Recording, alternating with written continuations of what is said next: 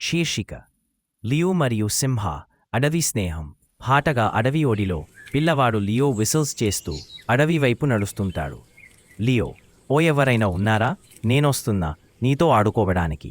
బుష్లోంచి చిన్నపాటి సింహ బయటకు వస్తుంది. సింహ భయపడుతూ, నేను నష్టపోయాను, నా తల్లిదండ్రులు కనిపించడం లేదు. లియో, అయ్యో, నీవు ఎక్కడ్నుంచి వచ్చావు సింహ? నీకు ఏమీ కాదుగా? నాకు నీతో ఉండాలనిపిస్తుంది. నువ్వు మంచి వాడివిగా కనిపిస్తున్నావు.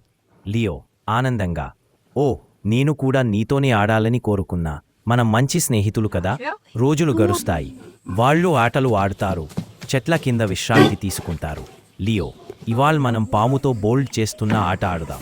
సింహ నవ్వుతూ, గ్రో, ఆహా, ఆ ఆట నాకు బాగా నచ్చుతుంది. ఒకరోజు అడవి గార్డులు వచ్చి చూస్తారు. పిల్ల, నీవు ఓ సింహంతో ఆడుతున్నావు, ఇది చాలా ప్రమాదకరం. లియో, ఇతడు నాకు మిత్రుడు. ఇతడు ఎవరికీ హాని చేయడు. నేను ఇతడికి రోజూ ఫలాలు తేగొస్తాను. ఇతడు నా కథలు వింటాడు. గాడులు హృదయం తలపించుకుంటూ, ఇలాంటిదే నిజమైన స్నేహం. సింబా ఈ అడవిలో ఉండాలని అనుకుంటే మేము అతన్ని రక్షిస్తాం. సింబా, నువ్వు ఎక్కడ ఉన్నా నాకు గుర్తుండిపోతావు. సింబా దూరం నుంచి మృదువైన గర్జనతో, గ్రో, నీతో ఆడిన రోజులు ఎప్పటికీ గుర్తుండిపోతాయి లియో. ముగింపు మాటలు, స్నేహానికి భయం అడ్డు కాదు. నిజమైన అనుబంధం ఎక్కడైనా పుట్టొచ్చు. లియో, సింబా అనేది ఒక మానవత్వపు చిహ్నం.